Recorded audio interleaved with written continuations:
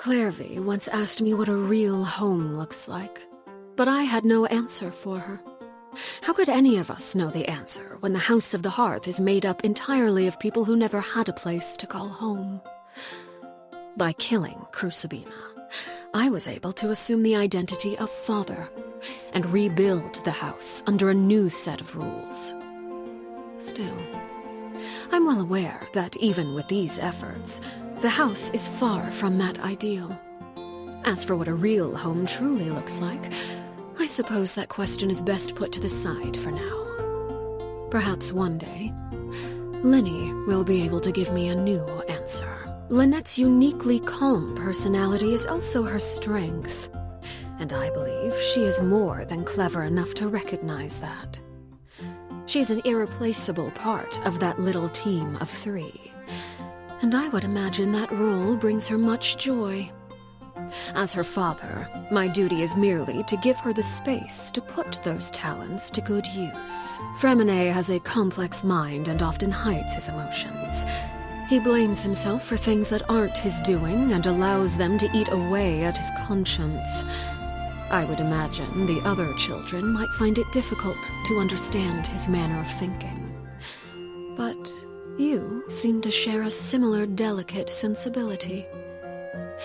Perhaps you two would make good friends. Monsieur Neuvillette intentionally maintains a certain distance in professional and private settings.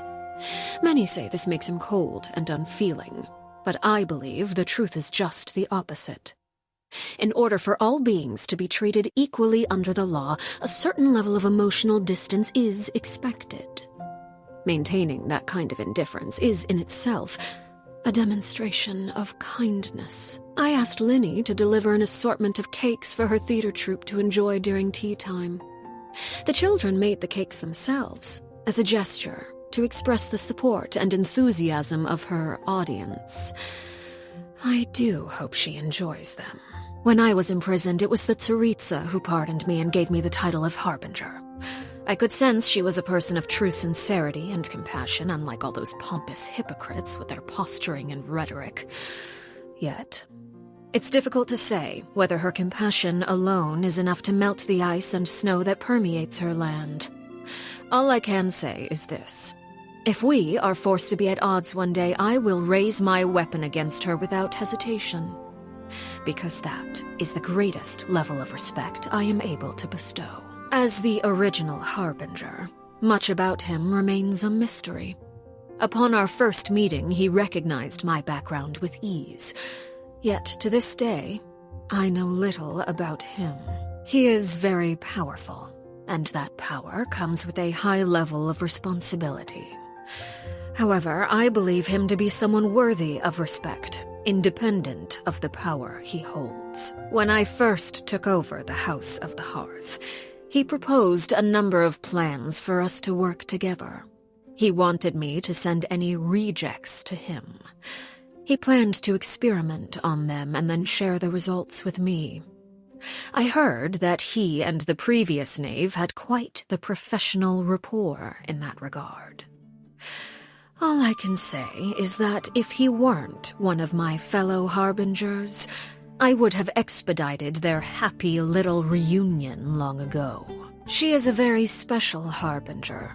Pose her a question, and the answer you receive will be entirely unpredictable, if she sees fit to give a proper answer at all. Regardless, any answer you do receive is sure to be an interesting one. The Rooster holds little love for me, and the feeling is mutual. He is an acceptable mayor, I suppose. Perhaps even an exceptional one. He has an uncanny ability to make great gains at a small price, which has earned him substantial acclaim throughout his political circles. However small the price may be, if it continues to come at the expense of my organization, sooner or later... I have little interest in her. She's extremely passionate about her research and does not appear in public often. In fact, many of our officers have yet to see her at all. Compared to Let's say someone who would go so far as to create segments of themselves to better wander across the land. I suppose you could say she is at the other end of the extreme. I won't deny that he is a capable and imaginative individual, but he lacks clarity. He can formulate grand plans and manipulate the economy with ease, yet at the same time, he allows his actions to be governed by the vengeance and hatred locked in the depths of his heart. Rational people often believe themselves capable of controlling their emotions, but I believe that confidence is their greatest weakness. She and Piero were the first harbingers I became acquainted with. Her prideful attitude when she first visited the House of the Hearth failed to earn her many friends among the children. Subsequent visits were accompanied by gifts, and the stately claim that those who dislike me shall receive none. The children quickly learned how to play pretend, and she in turn basked in their attention, superficial though it may have been. I imagine she quite enjoyed being surrounded by children, perhaps due to the persistent loneliness that plagued her. I found her sacrifice to be a great shame. May she be reunited with her lover in death. Objectively speaking, his personality is ill-suited to that of a harbinger. He often tries to think the best of others and finds himself used by them as a result. Of course, he is very talented. With time, I'm sure he'll come into his own. I see no need to judge him too early.